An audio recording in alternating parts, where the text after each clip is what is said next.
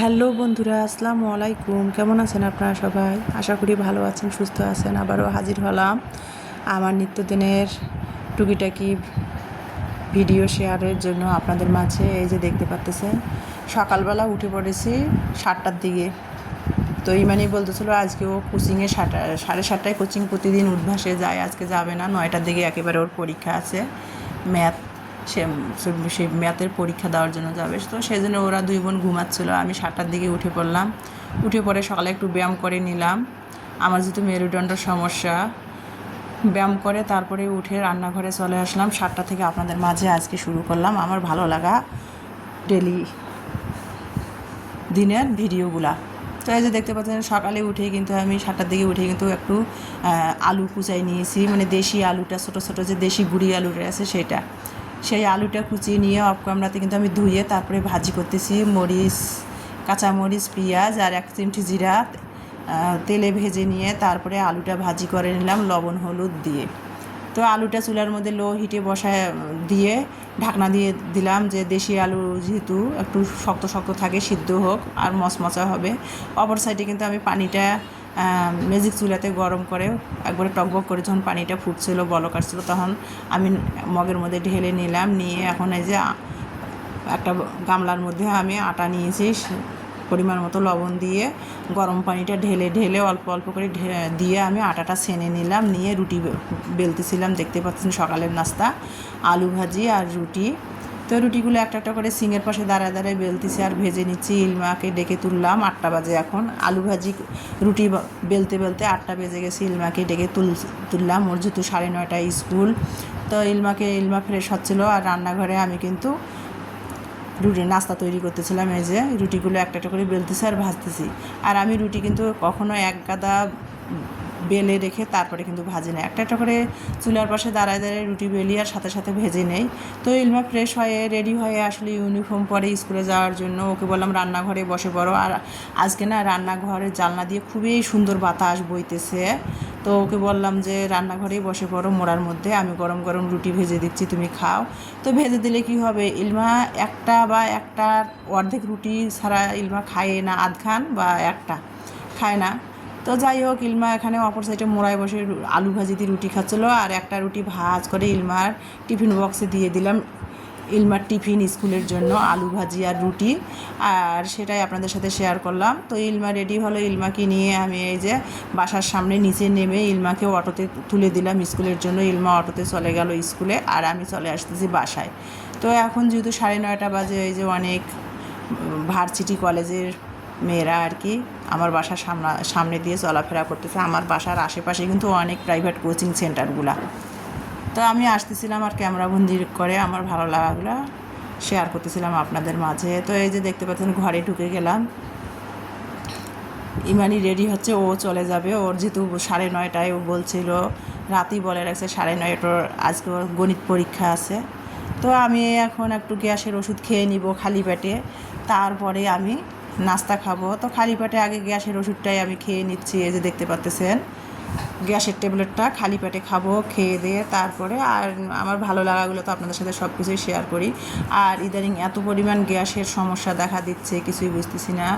তো যাই হোক, ভাজা পোড়াও সেরকম খাই না। ভাজা পোড়াও করলে আমার 2 মেয়েকে করে দেয়, আমি কিন্তু খাই না। তো গ্যাসের ওষুধটা খালি পেটে খেয়ে নিলাম। আর সকালে উঠেই কিন্তু 7টার দিকে উঠেই কিন্তু আমি এসবগুল তোকমা আর সয়া চিজ ভিজায় রাখছিলাম একসাথে মিক্সিং করে। তো সেটাই আমি গুলে নিচ্ছিলাম, দেখতে পাচ্ছেন।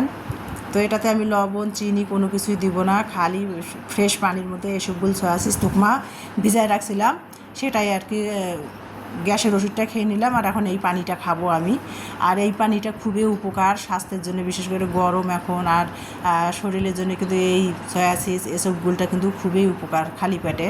তো গ্যাসের ওষুধটা খেয়ে নিলাম। এখন এই যে আমি সেই এসবগুলের পানিটা খাবো। তো 7টার দিকে ভিজাইছিলাম, এখন 9:30 বাজে। একবারে তোকমাটা এসবগুলটা ভিজে একটা খার সরের মতো বসে গেছে গ্লাসের মধ্যে, সেটা চামচ দিয়ে নেড়ে পানিটা নেড়ে নিলাম। আর আমার ভালো লাগাগুলো আমার প্রিয় আপু ভাইয়াদের সাথে শেয়ার করবো না তা তো হয় না, তো সেটাই আর কি শেয়ার করতেছিলাম। আর একটা কথা বলি, আমার প্রিয় আপু ও ভাইয়ারা, আপনারা আমার ভিডিওটা যখন পাবেন তখনই আমার ভিডিওটা দেখবেন ধৈর্য সহকারে, কিন্তু ভিডিওটা টেনে টেনে দেখবেন না, ভিডিওটা টেনে টেনে দেখলে নষ্ট হয়ে যায়। আর ভিডিওটা দেখার আগেই লাইক দিয়ে ভিডিওটা কন্টিনিউ করে ফুল ওয়াচ করে সুন্দর একটা কমেন্ট করে তারপরে ভিডিওটা থেকে আপনারা বিদায় নেবেন, এটাই আপনাদের কাছে আমার রিকোয়েস্ট। আমি কিন্তু সবার পরিবারে এভাবেই যাই, ভিডিও দেখার শুরুতেই কিন্তু একটা লাইক দিয়ে নিই, তারপরে ভিডিও শেষ করে তারপরেই কিন্তু সুন্দর একটা কমেন্ট করে ভিডিও থেকে চলে আসি। তো ইমানি চলে গেল রেডি হয়ে, ওর যেহেতু আজ ম্যাথ পরীক্ষা আছে কোচিংয়ে, তো ইমানি নাস্তা খেয়ে নিছে অফ ক্যামেরাতে। এখন আমি আলু ভাজিটা অলরেডি কিন্তু আমার 5 মিনিট হয়ে গেছে, গ্যাসের ওষুধটা খেয়ে নিয়েছি। এখন কিন্তু আমি ওই যে আলু ভাজিটা তুলে নিলাম আর রুটি নিলাম, নিয়ে সামনে সোফার রুমে চলে আসলাম, টি টেবিলে বসে খাবো। ফ্যানের বাতায় আসলাম। আর ডাইনিং রুমের না ফ্যানটার বাতাস কেন জানি লাগে না, সেই জন্য সামনের রুমে সোফার রুমে চলে আসলাম যে টি টেবিলের মধ্যে ফ্যান ছেড়ে দিয়ে বসে বসে খাই আর আমার প্রিয় আপু ভাইয়াদের সাথে একটু শেয়ার করি। তো এই যে সকালে রুটি আর আলু ভাজি নিয়েছি, দেশি আলুর ভাজি। তো এভাবে খোসাসহ দেশি ছোটো আলুগুলো ভাজি করলে কিন্তু খুবই মজা লাগে। সকালে রুটি বলেন, গরম ভাত বলেন আর পান্তা ভাত বলেন দিয়ে খেতে কিন্তু অসম্ভব মজা হয়। তো ঘরের মধ্যে অনেকগুলো দেশি আলু কেনা ছিল, সেগুলোই ভাবলাম আজ সকালে ভাজি করি। আর বাড়ি থেকে আমার মা আমার ভাই আমাকে নিষেধ করতেছে, নরম ভাত খেতে বলতেছে, পরোটা রুটি এগুলা খাইতে নিষেধ, বাসি খাবার এগুলো খাইতে নিষেধ করতেছে। তো কী করবো, 2 মেয়ের জন্য রুটি আলু ভাজি বানালাম আর আমার একটা মাসের জন্য আবার নরম করে ভাত রান্না করব সকালবেলা, ভালো লাগে না একটা। আর আমি অত খাওয়ার জন্যে ব্যস্ত কখনো না, একটা কোনো কিছু হালকা পাতলা খেয়ে নিলে হয়ে যায়। আমি সব কখনো খাও করে করি না, ভালোও লাগে না কেন জানি। তো 2 মেয়ে রুটি খাইলো, আমিও 2টা রুটি নিয়ে সকালে নাস্তাটা খেয়ে নিলাম। আর এই দেখতে পাচ্ছেন র্যাকটা, রমজানের আগে কিন্তু আমি র্যাকটা পরিষ্কার করেছিলাম।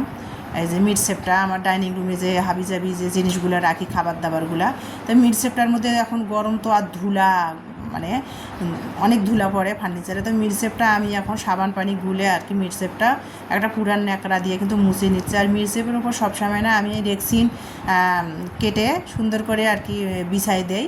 তো রেক্সিনগুলো তুলে নিলাম, রেক্সিনগুলো সাবান দিয়ে বাথরুমে ধুয়ে দিব আর মিটসেপটা পরিষ্কার করে নিলাম আর আপনাদের সাথে শেয়ার করতেছিলাম। আর বন্ধুরা জানেন, একাধিক ক্যামেরা ধরে ভিডিও শেয়ার করা কিন্তু খুব কষ্ট হয়ে যায়। আমি তার মধ্যে আইপড ব্যবহার করি না, সেলফি স্টিক ব্যবহার করি না, আমার আছে তারপরেও আমি ব্যবহার করি না। তো যাই হোক, যেটা বলতেছিলাম, আর এই যে এখন 11:30 বেজে গেছে, এখন একটু লেবু পানি খাচ্ছিলাম আর আমার প্রিয় আপু ভাইয়া আপনাদের সাথে শেয়ার করতেছিলাম। অলরেডি ইমানিও চলে আসছে, 11:30 বাজে। তো ইমানির জন্য আর আমার জন্য লেবু পানি বানাচ্ছিলাম, একটু খাবো, খেয়ে দিয়ে রান্না করবো আর কি। তো যাই হোক, যেটা বলতেছিলাম যে শরবতটা খাবো। যে ইমানি কোচিং থেকে আসছে, ওকে বললাম যে ঠান্ডা পানি দিয়ে লেবু শরবত বানিয়েছি, তুমি খাও একটু, আমিও একটু খাই। তো ইমানিকে দিলাম, আমি খেলাম, খেয়ে দিয়ে এই যে ছাদে চলে আসছি। ছাদে চলে আসছি এই জন্যেই যে রবিবারে, যে আগামী রবিবারে গত রবিবারে আমি কিন্তু রেলবাজার, দিনাজপুর রেলবাজার হাটে গিয়েছিলাম, বাজার করছিলাম যে। তো আমি হাফ কেজি 500 গ্রাম আর কি মুরগির পা নিয়েছিলাম। ব্রয়লার মুরগির পা নিয়েছি আমি, সোনালি মুরগির পাগুলা, ভুল করে সোনালি মুরগির পাগুলা নিয়েছি। তো কী আর করার, বুঝতে পারি নাই, মনে ছিল না। তো আমি 500 গ্রাম পা নিয়েছিলাম। তো সময়ের অভাবে পাগুলা পরিষ্কার করা হয়েছিল না, ফ্রিজে রেখে দিয়েছিলাম। সেই পাগুলা ছাদে নিয়ে আসলাম, যে চুলার মধ্যে পাগুলা খালা রান্না করতেছে। এখন যেহেতু 12টা বাজে, খালা রান্না প্রায় শেষ হয়ে আসছে। তো খালার চুলার মধ্যে এই যে খড়ির চুলায় পাগুলা আমি লোহার একটা শিকের মধ্যে হালচায় মানে ফুটা করে করে পাগুলা পুড়ে তারপরে আমি চলে আসলাম রান্নাঘরে, আমার বাসায় 3 তলায়। তো সেটাই আপনাদের সাথে শেয়ার করতে পারিনি। পাগুলা আর কি পরিষ্কার করা, চুলার মধ্যে দিয়ে পুড়ে পরিষ্কার করা, ক্যামেরা অন করা কিন্তু একা কষ্ট হয়ে যায়। আর সেটা পাগুলো পরিষ্কার করা আর আপনাদের সাথে শেয়ার করতে পারি নাই। তো সেই জন্য আর কি পাগুলা পরিষ্কার করে অফ ক্যামেরাতে তারপরে বাসায় চলে আসলাম। ছাদ থেকে এসে পাগুলা ভালো করে, মুরগির পাগুলা ভালো করে ধুয়ে প্রেশার কুকারে সিদ্ধ করবো। ওই যে যেহেতু সোনালি মুরগির পা একটু শক্ত শক্ত, প্রেশার কুকারে সিদ্ধ করলে পাগুলা নরম হয়ে যাবে। তো মুরগির পাটা সিদ্ধ করার জন্য আমি কিন্তু এখানে সব ধরনের মশলাগুলো দিয়ে দিচ্ছি, আদা বাটা, রসুন বাটা, পেঁয়াজ, একটা রসুন আস্ত ছিলে দিতে চেয়েছিলাম কিন্তু কোয়াগুলো খুলে গেছে, রসুন দিয়ে দিলাম। তারপরে গরম মশলা, জিরা, গরম মশলা বেটে আমি ফ্রিজে রেখে দিয়েছিলাম, সেটা দিয়ে দিলাম। দারচিনি, সাদা এলাচি আস্ত কয়েকটা দিয়ে দিয়েছি, স্বাদ মতো লবণ এবং তেল দিয়ে আমি দেখতে পাচ্ছেন চুলার মধ্যে বসাই দিলাম। প্রেশার কুকারে আমি আর কি এটা মশলা কষিয়ে রান্না করব না, এজন্যেই গরুল্লা হাঁড়ির মতো করে রান্না করব। সেই জন্য আর কি আমি এই যে প্রেশার কুকারে আর কি না একটা কাঠের চামচের সাহায্যে নেড়ে ছেড়ে ঢাকনা দিচ্ছি, যে কষিয়ে তারপরে পরিমাণ মতো পানি দিয়ে সিদ্ধ করে নেব। তো কিন্তু অলরেডি কিন্তু আমার হয়ে গেছে মুরগির পাটা, 3টা সিজ দিল প্রেশার কুকারে। চুলার জালটা বন্ধ করে দিলাম, দিয়ে কিন্তু অফ ক্যামেরার মধ্যে কিন্তু আমি করলাটা কেটে নিয়ে একটু লবণ দিয়ে করলাটা এই যে কসলায় নিচে করলার যে তিতো পানিটা বের করে ফেলবো। একটু লবণ দিয়ে করলাটা আমি কসলায় নিয়ে এই যে তিতো পানিটা করলার ফেলাই দিচ্ছি। অনেকে দেখি যে যাদের ডায়াবেটিস আছে তারা কিন্তু করলা এই তিতো পানিটা ফেলে না। এই তিতোর পানিটা নাকি ডায়াবেটিসের জন্য অনেক উপকার। আমি অনেকের কাছ থেকে শুনেছি করলার এই তিতো পানিটা ফেলে না। তো আমি আবার আমার মেয়েরা খেতে চায় না, এই জন্য আমি আবার লবণ দিয়ে করলা কসলায় তিতো পানিটা ফালাই দিই। দিয়ে করলাটা ধুয়ে নিলাম, এই যে আবারও দেশি গোল আলুটা গোল গোল করে চাকা করে কেটে নিলাম, পেঁয়াজ কুচাই নিছি, কাঁচামরিচ কুচাই নিছি, নিয়ে চলে আসলাম চুলার পরে করলা ভাজি করব। তো এই যে দেখতে পাচ্ছেন মুরগির পাটা কিন্তু 3টা সিজ দিয়েছে প্রেশার কুকারে। আমি চুলার জালটা বন্ধ করে দিয়ে ঢাকনা খুলে দেখতেছিলাম যে হয়েছে কি না। তো দেখেন কিভাবে মুরগির পাটা আমি রান্না করলাম। করলা ভাজিটা করব, এর মধ্যে আমার মোবাইলে ভিডিও করতে পাইনি, আমার মোবাইলের চার্জ শেষ হয়ে গেছিলো, মোবাইল চার্জে দিয়েছিলাম। তো 5 মিনিট হয়ে গেছে, তারপরে কিন্তু মোবাইলটা 10 পয়েন্ট চার্জ উঠেছে। তারপরে কিন্তু করলা ভাজিটা বাকি অংশটা আপনাদের ভিডিওতে শেয়ার করে দিলাম। এই যে মুরগির পাটা রান্না করছি, এভাবে ঝোলঝোল রেখে দিয়েছি, গরুর পায়া যেমন রান্না করে ওইভাবেই। আর এই যে দেখতে পাচ্ছেন এই ঝোলটার মধ্যেই কিন্তু ভিটামিন, মুরগির যে পায়ের ক্যালসিয়ামটা আছে না সেটা কিন্তু এই ঝোলটার মধ্যে চলে গেছে সিদ্ধ হয়ে। এই ঝোলটাই কিন্তু বেশি ভিটামিন উপকারী। তো শসা, টমেটো, গাজরের একটু সালাদ বানিয়ে নিয়েছি, গোল আলু দিয়ে করলা ভাজছি, আর এই যে মুরগির পায়া রান্না করেছি। তো সেটা দিয়ে দুপুরের খাবার খাবো আর আপনাদের সাথে শেয়ার করতেছিলাম। দেখতে পাচ্ছেন আসলে শসা টমেটো শুকিয়ে যাচ্ছে, আনা হয়েছে ফ্রিজে শসা টমেটো গাজর, আমার মেয়েরা খেতেই যায় না। তো ইমানিকে বললাম একটু শসা টমেটো আসো কেটে দাও তো সালাদ বানাই। তো ইমানি শসা টমেটোটা কেটে দিল, সালাদ মাখাই নিলাম সরিষার তেল, কাঁচামরিচ, পেঁয়াজ, লবণ দিয়ে। তো মেখে নিয়ে দুপুরের খাবার খাচ্ছি আর আমার প্রিয় আপু ভাইয়া আপনাদের সাথে শেয়ার করতেছি। আর আপনাদের একটা কথা বলি, প্লিজ ভিডিওটা দেখে আমার পাশে থাকবেন।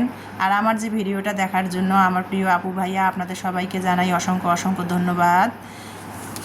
আর যেটা বলতেছিলাম, এই যে এখন কিন্তু আমি এখানে ওই যে র্যাকটা পরিষ্কার করেছিলাম যে 11টার দিকে রেক্সিনগুলো র্যাকে বিছাই দিয়েছিলাম, সেইগুলো তুলে কিন্তু আমি বাথরুমে সাবান দিয়ে পরিষ্কার করে বারান্দায় মেলে দিয়েছিলাম। আর আমার বাসায় এত রোদ, ছাদের কাজ বারান্দায় করে, তো বারান্দায় মেলে দিয়েছিলাম। এখন সেগুলো শুকে গেছে। এখন কিন্তু আমি দুপুরে খাবার দাবার খেয়ে তারপরে এখন এই যে র্যাকের সব জিনিসপাতি যেগুলো রাখা থাকে, বয়ম টয়ম হাবি জাবি, সেগুলো এখন গুছাই নিচ্ছিলাম আর আপনাদের সাথে শেয়ার করছি। আমি যে গুছিয়ে নিলাম, খাবারের বয়ম টয়মগুলো সব র্যাকের মধ্যে রাখি। আমার যেহেতু রান্নাঘরে সানসেট নাই, মানে সিলিং নাই, জায়গা হয় না, সেই জন্য এই র্যাকের মধ্যে আমার নিত্য প্রয়োজনীয় যে ব্যবহার করা জিনিসগুলো এই র্যাকটার মধ্যে রাখি দেই।